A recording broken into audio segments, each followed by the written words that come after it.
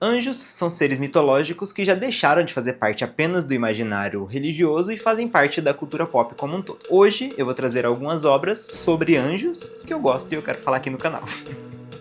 Na verdade era só para fazer essa vinheta aqui de abertura. E bem-vindos ao vídeo de Coisas de Anjo. Essa lista aqui vai ter algumas regras. A primeira dela é não ter regras, porque eu coloquei música, coloquei filme, coloquei livro, coloquei séries, então não é top 5 livros, top 5 filmes, e sim histórias sobre anjos que me agradaram e que eu gosto, e que não necessariamente são boas, mas que era só uma desculpa pra fazer essa vinheta de asa mesmo, tá, gente? Começando com um livro, uma série de livros, na verdade, que fez parte da minha adolescência por muitos e muitos anos. Eu engoli isso daqui, fazia parte de fã-clube, era dono de um fã-clube. Estamos aqui com A Batalha do Apocalipse.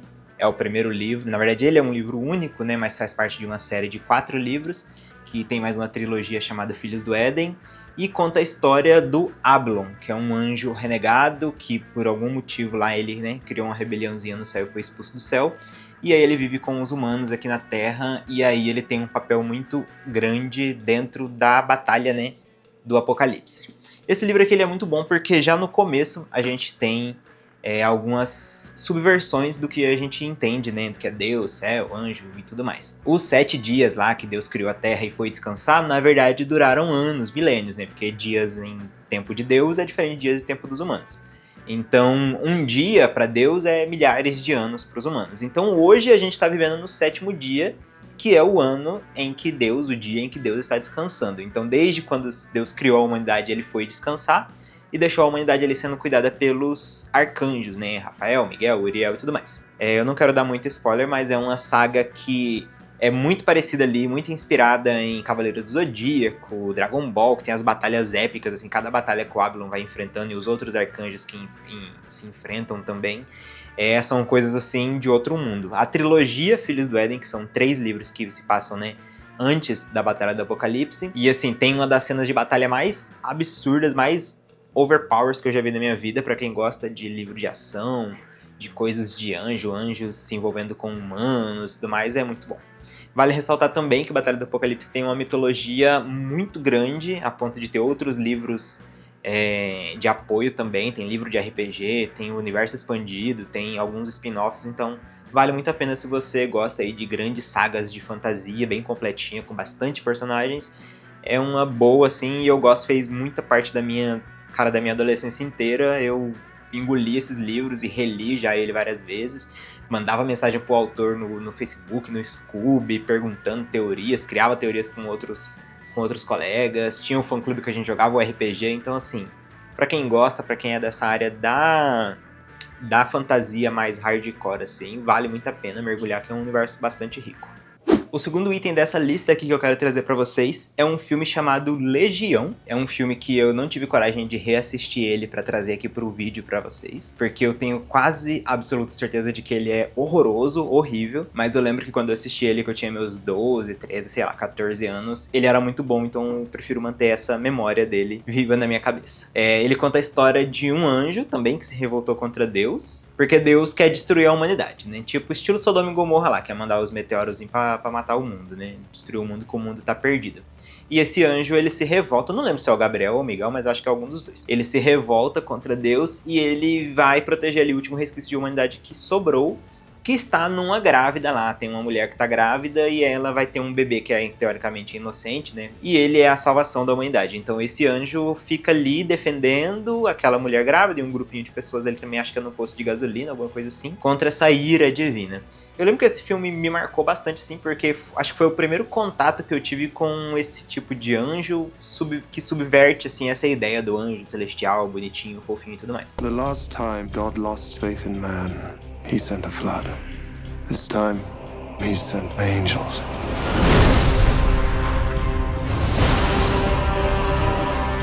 Então é uma história boa aí pra subverter. Eu tenho certeza que o filme não seja tão bom assim, porque quase ninguém lembra dele. E o que eu lembro dele são alguns efeitos especiais, assim, que eu acho que deve ser muito duvidoso, ainda mais hoje que eu trabalho com cinema. Eu imagino que eu vou assistir isso, eu vou ficar com vergonha alheia, mas tá aí, eu gostei, fez parte bastante do meu desenvolvimento. E eu acho que é uma história de anjo interessante aí pra quem quer dar uma olhada nessas subversões de como que o anjo pode ser além dessa figura fofinha e santificada e tudo mais. E o próximo item da lista que eu quero trazer pra vocês é mais um livro, é o Querubim de Três Faces. Esse livro, eu li ele recentemente, li ele no final do ano passado, né? E ele acabou se tornando meu hiperfoco por muitos meses, assim, muitas semanas seguidas. Principalmente porque ele é muito parecido com Batalha do Apocalipse e tinha, assim, anos, mais de 10 anos que eu não tinha lido mais nada de anjo depois de Batalha do Apocalipse.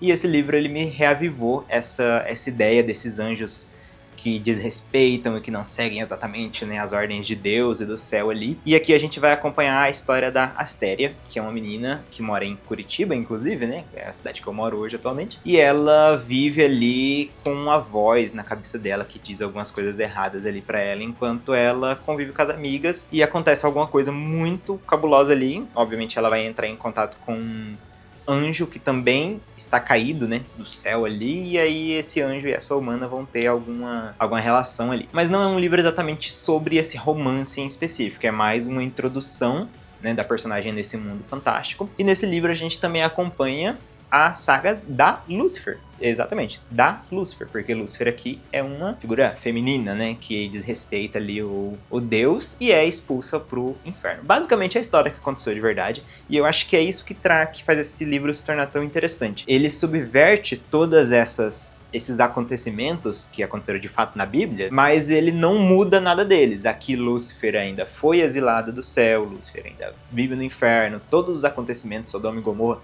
tudo que acontece na Bíblia acontece nesse livro também. Só que o que a autora traz aqui é um novo olhar sobre essas histórias. É um olhar de, beleza, essa é a história que te contaram, essa é a história que a Bíblia te contou. Mas se a gente mudar esse ângulo de percepção aqui, o que pode ser lido aqui dessa história? E aí a gente, acompanhando a Lúcifer como a personagem principal, né, que ela mostra todos esses bastidores, entendeu? Deus expulsou, mas por que expulsou? E por que a gente tá acompanhando ela? E por que talvez o diabo não seja tão ruim assim? Tanto que esse livro aqui, ele me conquistou, sinceramente, na dedicatória. Olha como que é a dedicatória desse livro. Ele começa assim, ó. Ele é dedicado a todos aqueles que me ensinaram a temer Deus e amar o diabo. Porque é basicamente isso. Ele tem essa questão do Deus ser aquele mão de ferro que maltrata e que mata e que destrói cidades e que julga ali a passos firmes, e a gente tem essa figura oprimida ali, né, de um anjo que só queria conhecimento, só queria descobrir as coisas e é vendido como traidor, como ambicioso, ou como louco, ou como louca, no caso, né, da Lúcifer, só porque quis ir atrás do conhecimento que Deus negava para eles ali. Pontos positivos desse livro. A autora, ela é historiadora, então ela traz tudo muito bem certinho com o que de fato a literatura e a nossa vida real mostrou que é. Só que ela coloca uma coisinha mais ali, um quê de questionamento, uma outra visão sobre um personagem que não tem tanto foco na Bíblia, que a gente revê essas histórias por outra ótica, e isso é muito bom. A Lúcifer ser uma personagem feminina e passar por todos os dilemas de descredibilidade, de você ser tirada pros outros irmãos dela, os irmãos serem tratados como as santidades e ela, só porque ela questiona, só porque ela não segue as regras, ela é tirada como rebelde, e aí é exilada no inferno e tudo mais. Tudo isso faz a gente refletir que a história que a gente conhece, se a gente mudar o ponto de vista de olhar ela ali, pode se tornar uma coisa totalmente diferente. Fora que a precisão histórica aqui nesse livro também, ela, pela autora ser uma historiadora, né, é muito forte. Por exemplo, a gente tem um Jesus, e um Jesus, ele é descrito aqui exatamente como ele seria na vida real. Nada de cabelos loiros, olhos azuis e bonitinho europeizado. A descrição que a gente tem no livro é uma descrição muito mais realista do que seria esse personagem, e a participação dele aqui é uma das melhores participações do livro. Esse livro também, de pontos positivos, ele tem muito drama familiar, apesar de ser uma história épica, tem contornos assim cósmicos até. A batalha final mesmo entra coisas tão místicas assim que se você não tiver muita criatividade também você não consegue entender, porque é uns negócios assim que vai seres de dimensões que ultrapassam a linha do tempo e da existência lutando entre si. Então, assim, é um exercício muito bom de imaginação cósmica mesmo, pra você imaginar coisas gigantescas acontecendo num tempo de 1 milésimo de segundo. Muito bom. Se eu for falar disso aqui, eu vou ficar falando mais de 20 minutos só sobre esse livro aqui. Mas é muito bom. E esse é um dos pontos mais positivos, assim. Ele tem essa precisão histórica, tem muita reflexão em cima disso tudo, sem mudar muito o que a gente já conhece do cânone, né, da Bíblia. E a gente tem cenas de batalhas aí que são desafiadoras para esse gênero. Eu acho que poucos autores que eu li se arriscam nesse nível de grandeza das batalhas, e aqui a autora conseguiu trazer, então isso é muito, muito legal. Agora eu percebi que eu não falei o nome dos autores. O autor de Batalha do Apocalipse é o Eduardo Spohr, e a autora de Querubim de Três Faces é a Keila Fernandes. Pra quem não sabe, eu acho que eu ainda não falei, serão 3 livros, então ela tá em produção agora do segundo, posteriormente já vai vir com o terceiro. Tenho certeza que vai ser uma saga que não vai decepcionar, porque o primeiro livro já foi, ó. Aqui. E agora vamos mudar um pouquinho a mídia. Eu vou falar de uma música chamada A Morte do Anjo, que é uma música da banda Dona Iracema. É uma música que fala sobre, pasmem, a morte de um anjo, né? Soube do novo babado, não? Quando vi, não contive meu choque.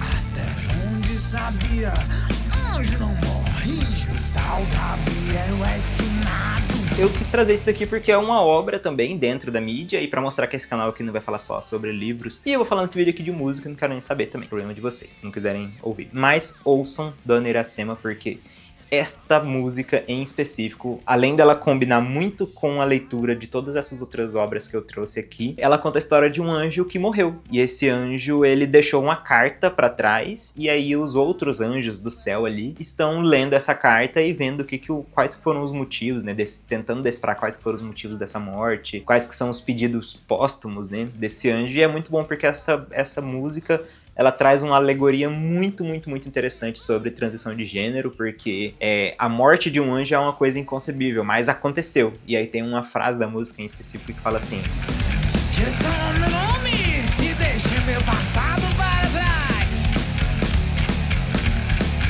Demais ao meu direito em respeito do defunto Caquejás. Esqueçam o meu nome e deixe meu passado para trás, né? Respeite aquele nome morto, aquele corpo morto ali que ficou pra trás.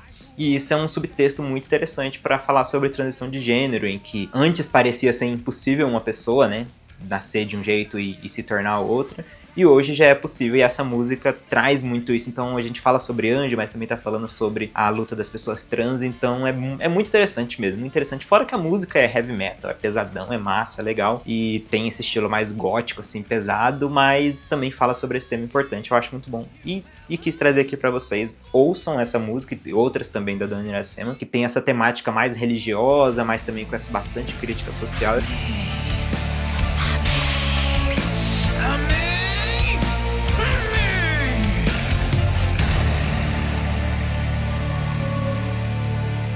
Então é isso, pessoal. Eu sei que eu poderia ter falado de Paraíso Perdido, poderia ter falado de Constantine, poderia ter falado de 1 milhão de outras coisas, mas não são obras que me afetaram tanto assim. Tanto que Paraíso Perdido eu ainda vou ler, não li, apesar de todas essas outras obras que eu trouxe aqui terem uma raiz muito grande, né, em Paraíso Perdido. Mas se você sentiu falta de alguma obra em específico ou quer mencionar aí pro pessoal também ficar de olho e assistir, pode deixar aí nos comentários, vamos interagir, vamos trazer outras obras aí, porque essa é uma temática que eu gosto muito. Apesar de eu não ser uma pessoa profundamente religiosa, esse tema me intriga bastante, esses seres celestiais, mas que eles têm muito mais de humano, né, pra contar aí nessas histórias, e eu acho essa dualidade interessante. Sempre tem esses dilemas do anjo que tem sentimentos humanos, e aí a gente faz essa subversão para entender de fato o que é ser humano, né?